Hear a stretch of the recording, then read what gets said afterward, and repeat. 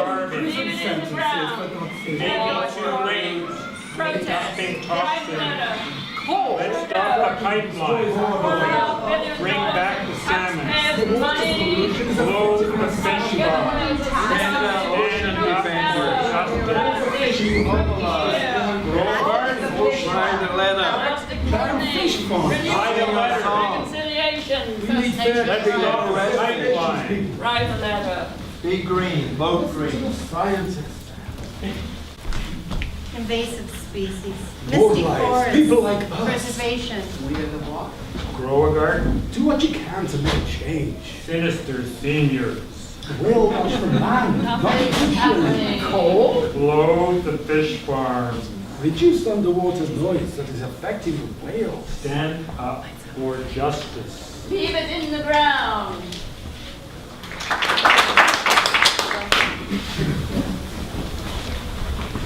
I'd like to welcome you here today and acknowledge that we are on the unceded traditional territory of the Coast Salish people, specifically those of our neighbors, the Salish living on the Salish Peninsula. The waters that surround our islands are traditional reef net fishery for the salmon, and we keep our neighbors and friends in mind when we hold these gatherings. Thank We are the water. What we do to the water, we do to you and me. Water is life for all living beings.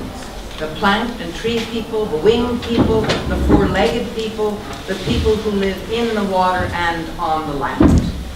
In the 163 years that settlers have occupied this land, we have seen destruction of land and sea creatures in the Salish Sea bioregion. Most affected are the killer whales and the salmon, who are indicators of the health of all other species. Fossil fuel projects and many corporations contribute to pollution, climate change, and ocean acidification. Sewers empty into the water along with pesticides and fertilizers. What we do to the water, we do to the land, we do to you and me. Atlantic salmon farms are ruining our wild salmon runs. Imagine the time, just 213 years ago, when people could walk across the river on the backs of salmon. We must restore the paradise the first people sustained for more than 15,000 years, until the newcomers came. In the Lushootseed language, yellow is a word that means to complete something together, and that it can only be completed together. Yeehaw! We must do it together, all of us on both sides of the invisible border. We must hold our elected leaders accountable. Are they honoring the treaties with Indigenous people? Are they protecting the water and air and our health? To care about the environment is to care about you and me. There's room for all creatures when we live with green energy, with wind and solar power, with rain gardens, when we protect the sea.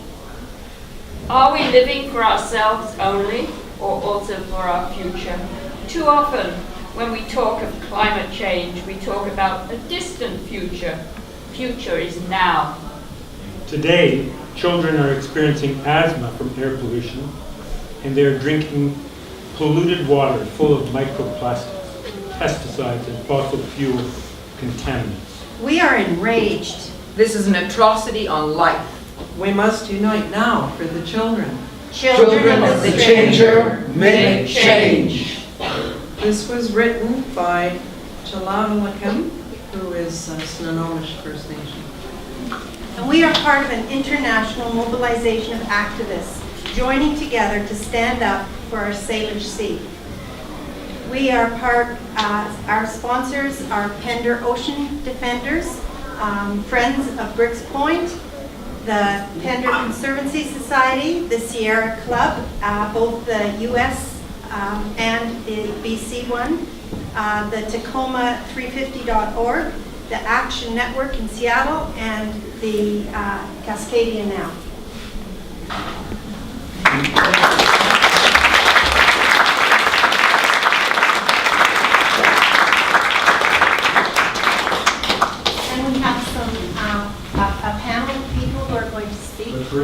going to do Mary Ann first.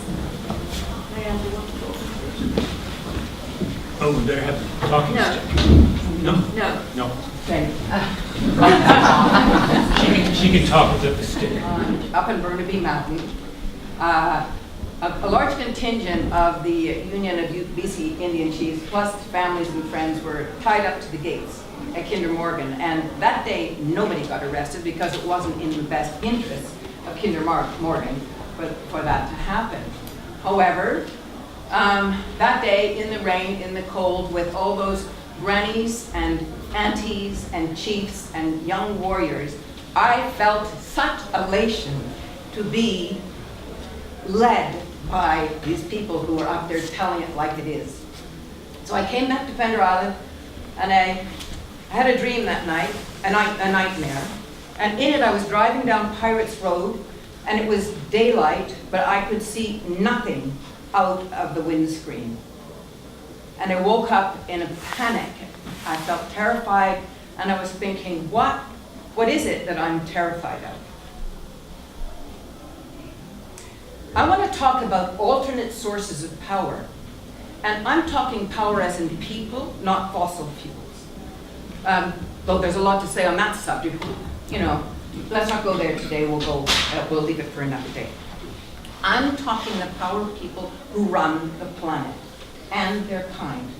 Because we're all on a bus, folks, and these guys are the bus drivers, and they are driving the bus blind. If you go with atomic scientists being more or less right, then the doomsday clock is ticking at 11:58, and that's to midnight, and that's late. The hands of the clock bumped up 30 seconds in January of this year.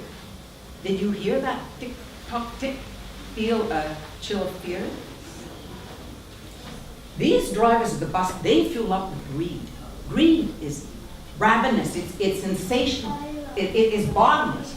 Greed breeds lust, and don't we all know it, folks? It's Mother Nature getting fired. We keep looking for a leader to turn the tide, and every time we take a dive. I used to see our species with some benevolence as sheep. Now I'm thinking kind of benevolently that we're lemmings, trundling towards the edge, towards the brink. And I know I'm going on here, but do you think before we find ourselves splattered on the rocks that we're going to crack open, we're going to wake up, we're going to start thinking and acting outside the box? Because the box is toxic. The box is seeping. The box is a coffin, and it's moving closer to the grave. And outside the box are the people who've been powerless. It is their time. It is our time. It's the youth streaming out of classrooms. You can hear their voices on the street where they meet First Nations with drums and songs, stepping up to microphones, talking legal rights and ancient lore and climate science, sharing balance of airtime with environmentalists who, despite diabolical odds, with brains and spirit and heart, are doing their part. And the women, whose talent and wisdom has been held in darkness since Adam and Eve and Noah's Ark. And the artists who create light to lead us out of that dark, onto the pathways, into the forests, the fields, the oceans, the rivers, the park, the community center, where we disembark the bus, dump the blind bus driver, plant our feet in the soil, look up at the clouds, gather in crowds, listen to these new leaders, listen to ourselves, delve into a future free of the poison these power people sell, into a future where all creatures, great and small, can coexist and thrive and be well. Now, outside the box is not the coziest place to be. We humans love the security of social mores and norms. But this is the thing, folks. We are way too comfortable. We are mired in complacency. And I don't know about you, but for me, the center cannot hold. I want things to fall apart. I want to go over the edge of the box. This edge is the place to be to turn the bus around. Let's climb into the driver's seat. Let's drive the bus. It's you and me. It's us. It's our bus. Let's drive the bus. There. So we lost another southern resident killer whale yesterday, J50, and we are down to 74 individuals. This is a population that has had 70% of the pregnancies in between 2008 and 2014 fail. We haven't had a successful calf since 2015, and we are losing what should be healthy reproductive individuals. 42 whales have died in the last decade. So the question, one of the questions that you ask is it too late? Can this population actually recover? And we're at numbers at 74. We have been here in the past, and again, many of you know the real history. The reason the southern resident killer whales are in this predicament is because of their removal for the aquarium trade in the 1960s and 70s. And we were down to below 70 individuals at that time. So whether this population can recover is a question that we asked and many others, and we teamed up with an international team of scientists from the US and from the UK to look at the viability of this population. And based on the conditions that were present in 2013, we found that if we could reduce the noise that they're exposed to by 50%, 50, and increase the abundance of Chinook salmon by 15%, 15, that this population could recover. In fact, it could meet the US recovery targets of 2.3% annual growth a year.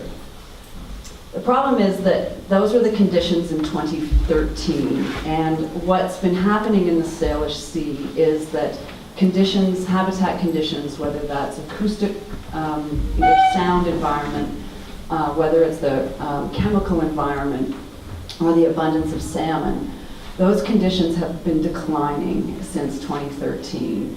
And so now we've got to try to recover a population that isn't going to recover in the same conditions that were present when they recovered in the 1970s. So one of the things that the organization that I work for, the Rain Coast Conservation Foundation, is that we've sort of had two strategies to trying to recover this population. And one of them is a hold the line philosophy, to try to not let conditions within the Salish Sea get worse.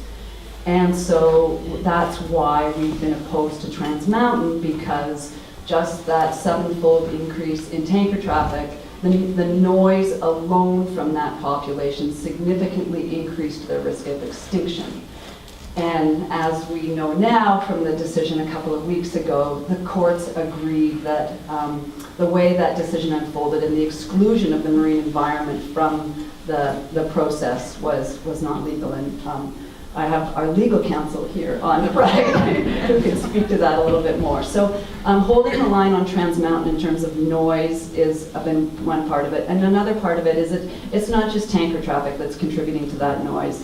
It's shipping traffic and boat traffic and ferries and traffic in general. But some of the expansions that are planned out of Vancouver are also an important factor. So again, with our legal counsel to the right here, we are opposing some of those increases at Roberts Bank that would double the size of the container traffic going into Roberts Bank. So holding the line is one part of the equation, and the other part is the actual, how do we reduce the threats that the southern residents are under right now? So we've been looking at that through, tackling the three main factors that are preventing them from recovery right now. So the availability and the abundance of Chinook, and that's coupled with the noise that is in this environment, because the noise reduces their ability to effectively catch those Chinook salmon. So we call that sort of prey availability, which means there has to be a high enough number of salmon, and then they've got to have an environment where they can successfully catch that, and the noise interferes with their ability to echolocate, to communicate, and it reduces the overall space that whales can hear and be heard in. So addressing fisheries, and we, as I tend to work on as a salmon biologist, and fisheries have been a prominent part of my personal work for some time. And while we've often advocated the closure of specific Chinook fisheries that are definitely below their ability to be sustainably harvested, we had never called for a full closure on Chinook fisheries until this year. And we feel that because if we're looking long-term, we don't just have to increase the immediate availability of Chinook salmon for these whales, we've got to do it long-term. And the best way to do that is to rebuild our wild salmon populations. And because the current structure of fisheries is such that it's not just a problem for whales, it's also a problem for salmon. And earlier this year, the department reduced their harvest, but really that was a reflection not of efforts for southern resident killer whales, but simply to reflect the status of our Chinook populations, especially in southern British Columbia.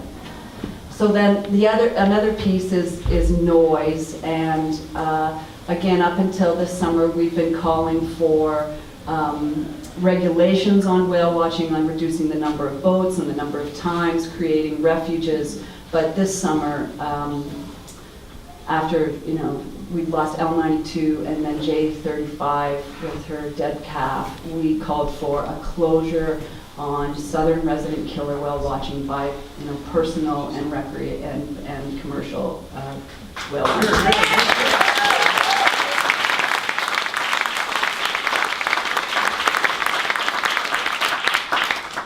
So they're two big, bold moves, and they're not popular. There's a lot that's connected to decisions like that, but They are here. So those are the two pieces that we've been working heavily on. There's a third piece, and that's addressing the pollution that flows into the Salish Sea. And again, working with legal counsel here to the right, we submitted a request starting in January for an emergency order, which is the legislation under the Species at Risk Act that enables the federal government to do what it needs to do when you've got a federally listed endangered population. And you can't predict these situations, so you can't write legislation in advance. So an emergency order allows the government to create the legislation and do the measures that it needs to. So because we were in dialogue with the federal government for 6-7 months about implementing an emergency order, and 2 weeks ago, or last week, it's all blurry now, it launched a lawsuit against the federal government asking for an emergency order to protect these whales. So.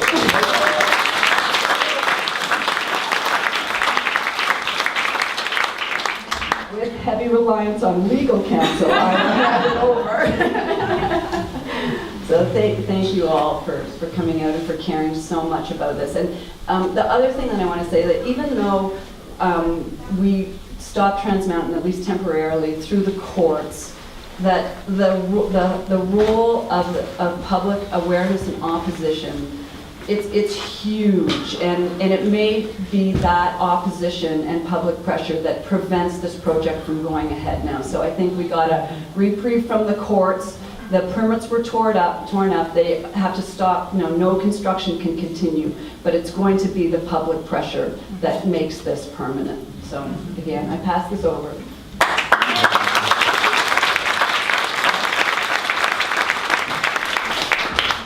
Thanks, Misty. And thank you all for coming. I echo Misty's excitement at seeing so many people here today on a Saturday. I'm sure everyone has other things to do, but obviously the situation that we as people living on Pender Island are seeing now in the Salish Sea and with the resident killer whales have propelled us all out of our various personal projects to come together to talk about what we can do. So I was going to talk a little bit about the pipeline decision and the request for emergency protection, and try and explain those in a way that it explains kind of the role that we can all play at this point in making those legal initiatives really meaningful on the ground. As Misty said, April August 30th? Like August 30th, the pipeline decision came down and it set aside the approval of the Kinder Morgan expansion. Was an amazing day to be working on that. And immediately, though, we realized that all was not won at that point. What the Federal Court of Appeals said was that one of the major failings, there were several failings that were important in that case, and a big part of it that had to do with First Nations consultation, and their role in that victory was huge. And I'm not going to talk about it any further because I wasn't representing them and I can't speak for them. But with respect to the killer whales, what the court said to the government was, you broke the law by failing to have a mitigation plan for the impacts on southern resident killer whales. So the evidence that Misty was referring to before, the population viability analysis that Raincoast put together for the National Energy Board hearings, basically said if you do this project and you don't bring in mitigation, you will push the whales further towards extinction. And that, in our arguments, we said that triggered provisions of the Species at Risk Act, which said, if you're going to approve a project and it's going to affect an endangered species, you have to have a plan, you have to mitigate those impacts or avoid them, or you don't do the project. And the court agreed with us, which was surprising and awesome. But the thing is, as you may have heard, almost the next day, and quite disappointingly, the federal fisheries minister, Jonathan Wilkinson, was saying publicly, if the court had seen the work that we have done in the last 2 years on southern resident killer whales, if they had known about all of that, then of course they wouldn't have set aside the project, because we have effectively fixed the problem with ocean noise, which is just simply wrong. There is, and that's kind of where the emergency order piece comes in also, and because in January, we filed this petition on behalf of Raincoast, and we asked the government to bring in urgent action to protect, in particular, the whales from ocean noise, and also to deal with fish allocation, and also to deal with whale watching. And then, through some conversations with the government, it became clear that they have a long-term plan. Now, which, is important. No government before has actually had a long-term plan to try and deal with ocean noise. Ocean noise is completely unregulated in Canada and almost anywhere else in the world. It's interestingly a problem that, as I understand from the scientists, is solvable, but not necessarily easily and not necessarily quickly. And so, on the one hand, you have the government saying, of course we're going to deal with this, and we have this long-term plan, and we're going to spend a whole bunch of money, but at the same time, there's no actual example of that ever working anywhere else, and their plan is not very concrete, and their plan is not very enforceable, because it's not a legal plan. It's just we've spoken to the people that are operating ships, and they have agreed that they will voluntarily slow down in certain places or displace or move through shipping lanes differently. And those commitments are really important, and I don't want to poo-poo them at all. But that's not the same thing as having a legally enforceable plan. The government doesn't control anybody when there's a voluntary commitment to do something. They can't do anything if people change their mind. They can't do anything if it looks like the plan's not working, like if noise levels aren't coming down, which, as I said, we've never seen this really work before, so this is definitely a situation where you need a legal regulatory backstop to say, if we can't make the ocean quieter, as we hope we can, as science suggests might be possible, then we need to reduce the number of boats, and we need not to be expanding the number of boats while that's happening. So the emergency order is a request to the federal government to use their extraordinary power to actually regulate shipping now, as opposed to waiting what could be a 2 to 3 year timeline for regulations to pass through the ordinary legislative process. That's just how long lawmaking takes, and ordinarily that's not a big deal, but in a crisis it's not very helpful. So what I think is really important is that the Minister of Fisheries hears from people that they also support taking emergency action. It's a big political step out to use extraordinary powers. There will be pushback from industry. The government will get a lot of nasty backroom calls about being strong enough to use the powers that they choose to use as opposed to the powers they have to use. And they need to know that people support them in making those choices. And so, you know, I think there are many bunches of information around the room about how we can all communicate with the minister on this important issue. And I urge you to write a letter. I think the Right to Jonathan Wilkinson piece is live on our website right now. Is it on yours? We hope so. Anyway, that may be right. I'll figure that out now before the end of the presentation. And yeah, tell other people, because it's an amazing turnout in this room, but people need to know, like, they are making a decision in the next couple of weeks, most likely, for example, on the pipeline, and they need to know they have the support of people to say no, or to say let's wait, or to say let's try and figure out this complicated problem before we make it more complicated. And really, that's all I really want to say right now. I'm going to pass the contemporary and the traditional talking stick.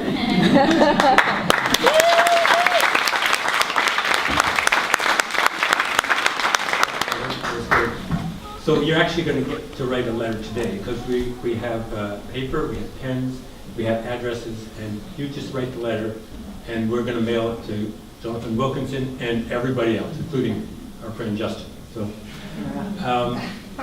you know, when Julia, Gregory, Lisa, Barbara, and I got arrested a few months ago on Burnaby Mountain, we had a dilemma afterwards. The dilemma was whether to plead guilty or not guilty. I mean, we were clearly guilty. We knew what we were doing. We went and broke the law. So, in a sense, we were guilty.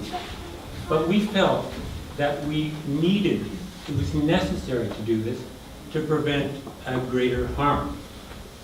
And in fact, many of our fellow arrestees, other senior, sinister seniors, felt the same way. And a group of them actually mounted a proposal to plead innocent by necessity. And this is a recognized legal defense. If a building's burning down and you break into the building to save some children, you know, you don't get charged with break and entry. So it has been used for things like that, but also it has been used for climate activists. So it is a legitimate defense. And so a number of our colleagues proposed this to Judge Affleck, the judge who was sentencing us, and he dismissed it out of hand. And his major reason for dismissing it was that the threat was not imminent. So imminent, it's a good word. So I looked up imminent. Some of the synonyms are looming, close at hand, on the way, and paradoxically, in the pipeline.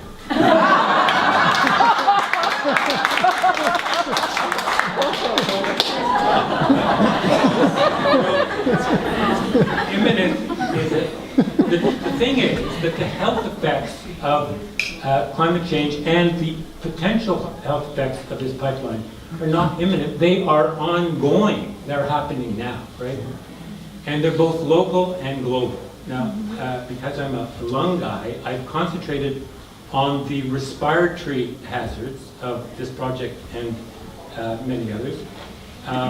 But there's many others. So locally, I mean, the tankers who come into Vancouver Harbor and who are parked all around our Salish Sea are emitting a substantial amount of very high sulfur pollution. And so locally there's pollution, air pollution, and it would increase greatly if the tanker traffic increased. But you know, the local air pollution pales beside the health impact of air pollution globally, right? So a number of years ago, the World Health Organization did a calculation, and the morbidity and mortality related to air pollution in North America and Europe is about $1.4 trillion. In China is about $1.7 trillion, and India $0.5 trillion of health-related costs. So this is an enormous cost. In 2012, it is estimated that about 4 million people died because of air pollution in the world. Air pollution increases the incidence of heart attacks, strokes, respiratory disease, asthma, many other conditions. And there is no safe limit. People have tried to do a study to say where the threshold is. The line goes right down to almost zero. So even low levels of pollution are bad. So that's air pollution. But as you know, that the potential health impacts of this fossil fuel, the pipeline, specifically locally, the tank farm where the oil comes is on Burnaby Mountain. It is surrounded by a residential district. It's 200 meters away is an elementary school. So a fire or an explosion at that facility would be a catastrophe.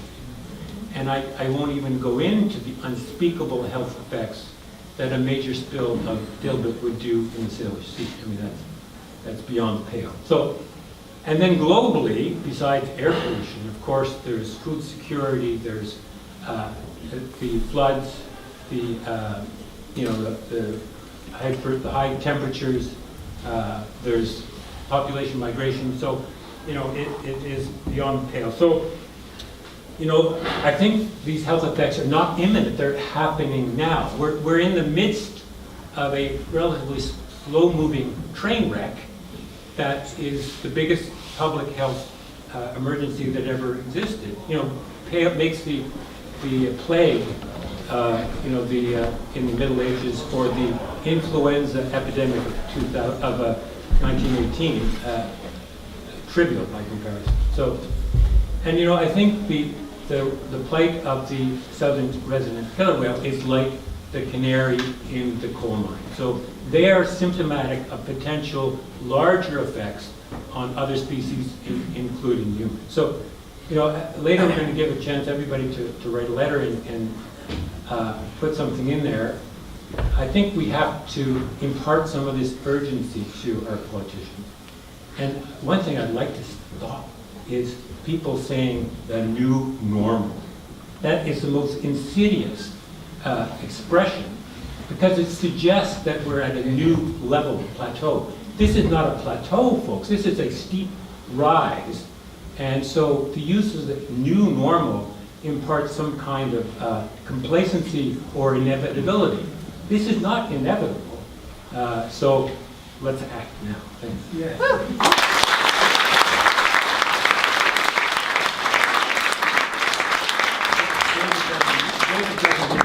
Oh, yeah.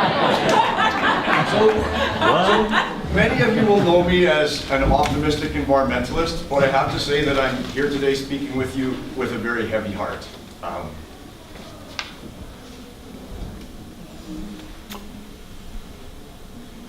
I don't think that Margot and I'm so proud of Margot, by the way, she's my partner.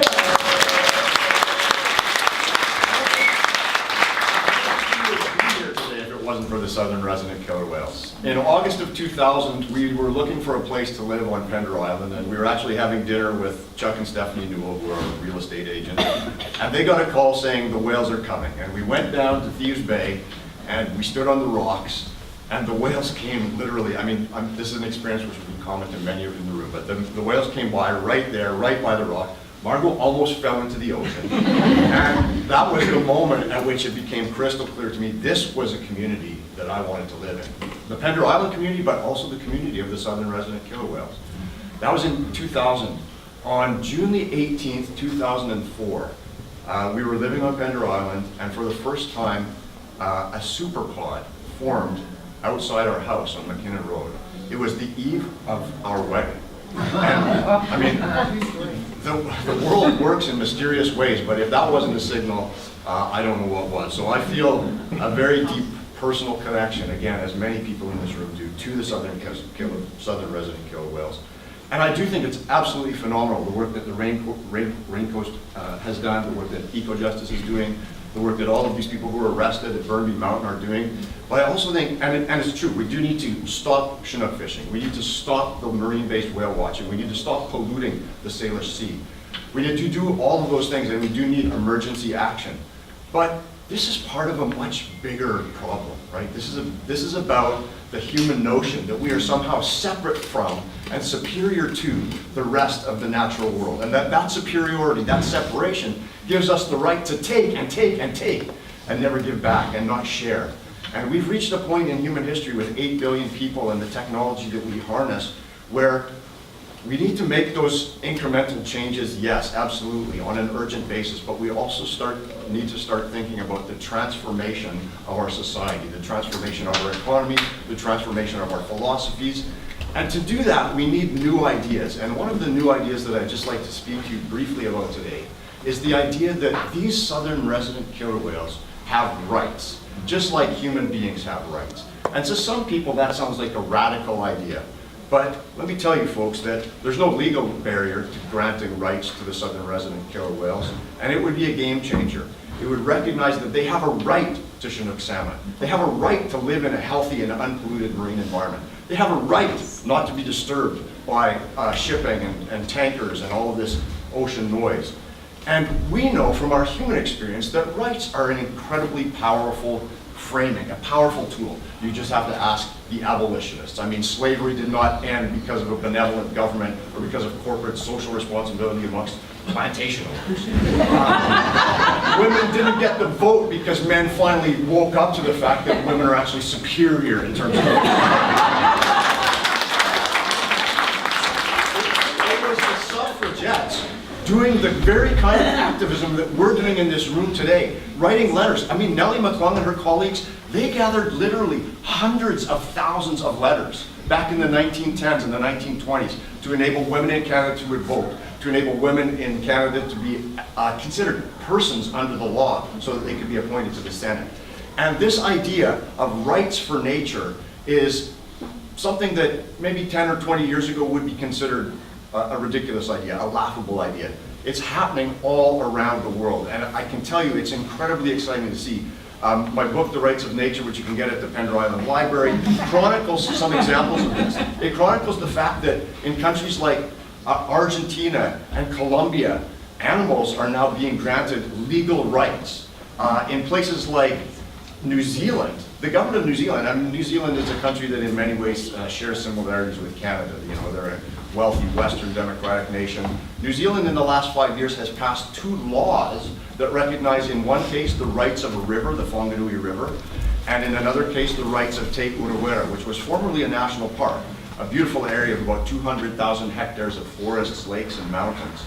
Te Urewera is no longer a national park. It is now considered under New Zealand law a legal person, and title to that area of land has been transferred to that legal person. So in other words, for the first time in the history of humankind, we don't own the land owns itself. It's a profound...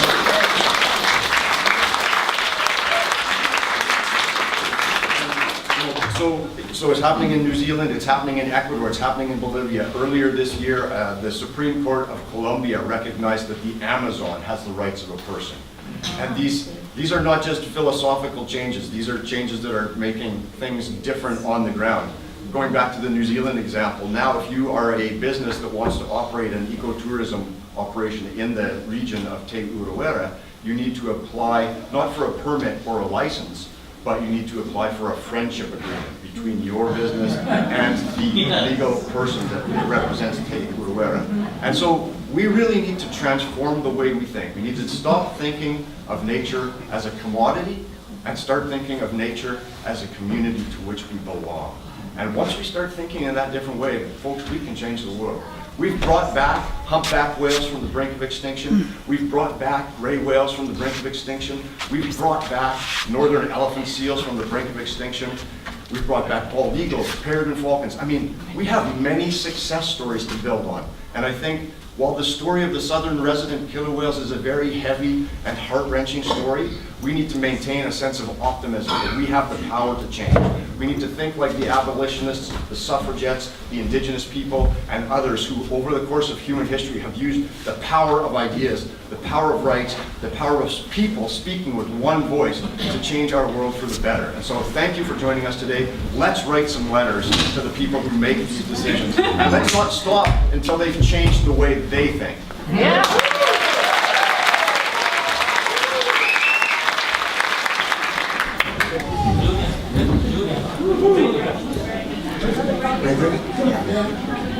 Well, just following on a little bit from what David said, why should it seem so surprising?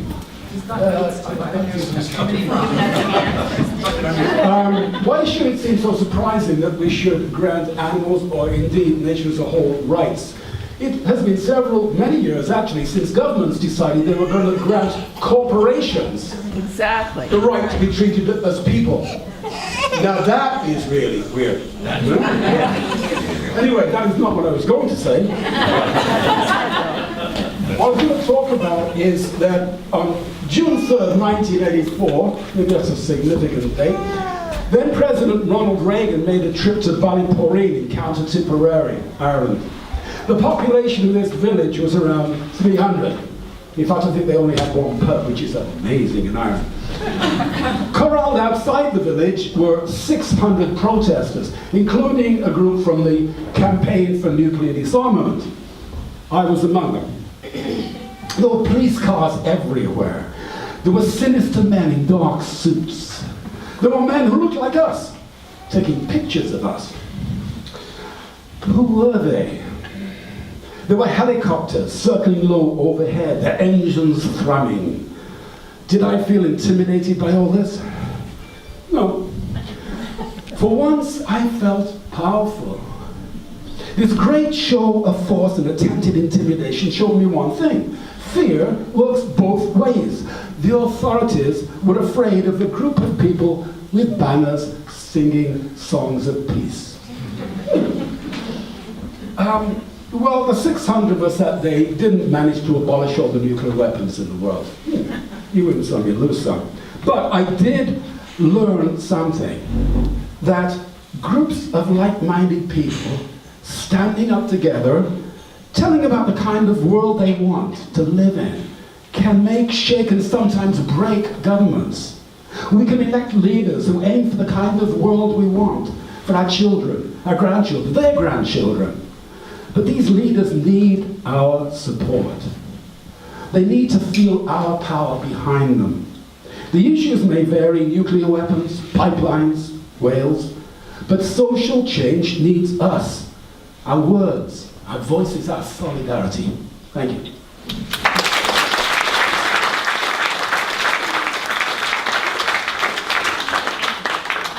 The Crown, asking for jail time for pipeline protesters, said, "We must deter seniors because 40% of people arrested are seniors." And then he went on to say that folks being arrested are a particularly sinister challenge to the court's authority.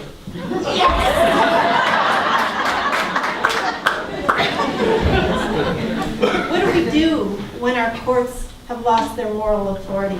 When we realize that they defend profits and disparity and trample our most vulnerable? Nobody knows the outcome of our mobilization to rise up. When we fight for justice for our environment, it is a life and death fight.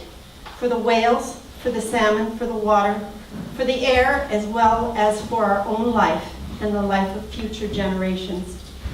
This is an insidious battlefield. Our government, colluding with corporations and wealthy individuals, use tactics that we cannot always see. They muzzle the press.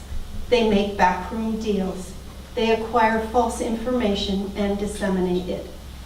Sometimes this enemy moves slow and causes slow death and destruction, like the frog in the water that gets so hot she slowly dies and doesn't realize it until she is dead.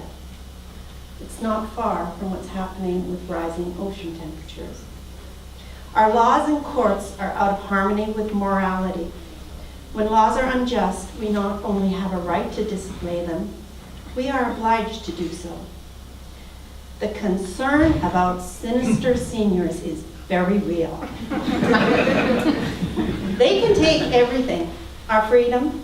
They can shackle us, which they do when they imprison us. But they cannot stop us.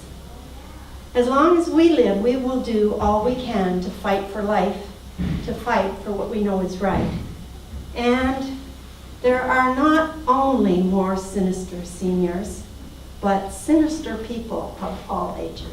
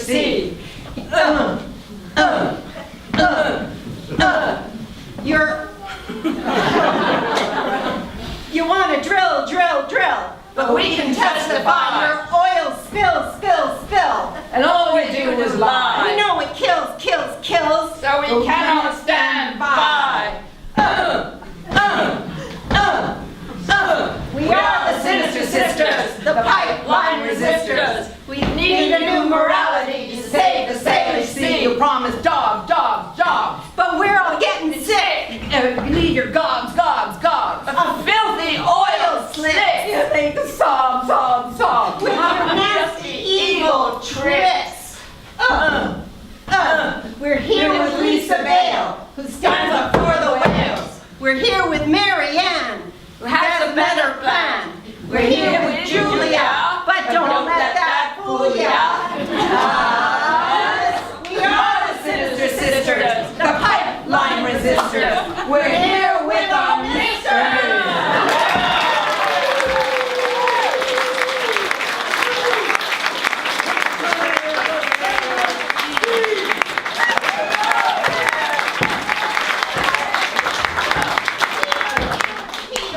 A doctor of the lungs, who Scorn politicians who always speak in tongues.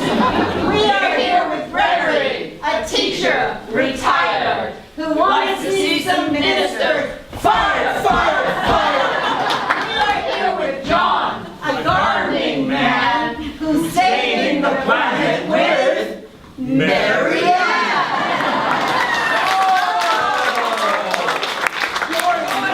Sinister Sisters, the pipeline resistors, stand up with our misters to save our Salish sea.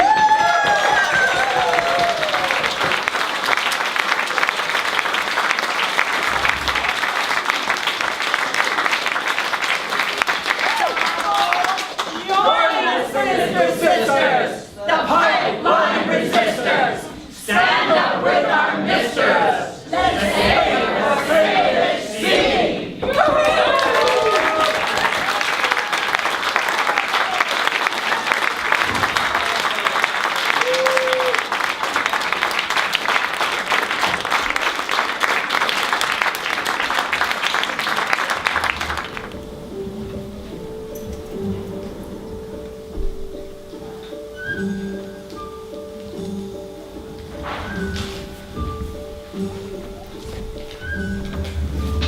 I heard my mother told me the story of the Battle of Jericho, where Joshua, he had this voice said, "Take off your sandals."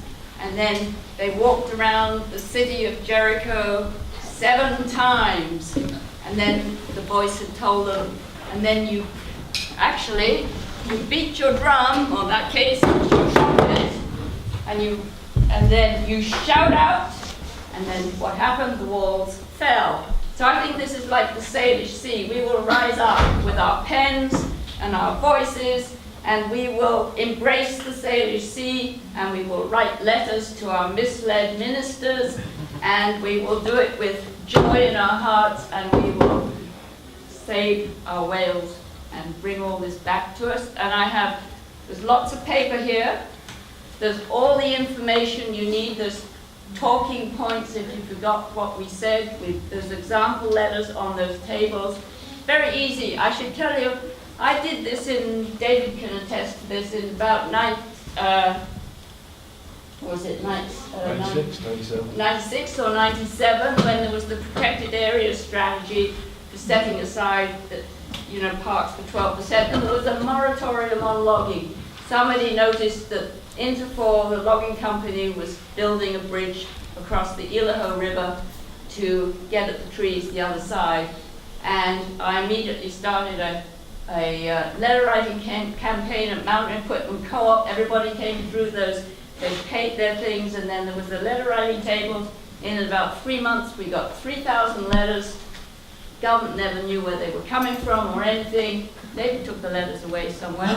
And those stanchions for the bridge is still there. The bridge never got built. So that's it.